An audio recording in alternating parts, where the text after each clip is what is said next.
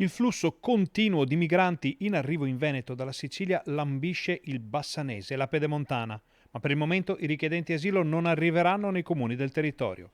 Sarebbe questa l'indicazione delle prefetture venete di queste ultime ore, dopo le tensioni e la sovrapposizione delle notizie che avevano creato un certo subbuglio anche sulle due rive del Brenta nella giornata di giovedì.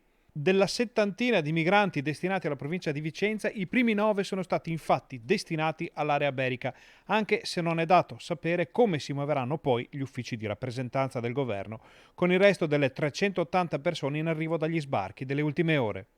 Si parla di accoglienza diffusa e questo dato sta creando una levata di scudi da parte dei sindaci che da giorni chiedono che non si scarichi sui comuni la gestione di questa situazione.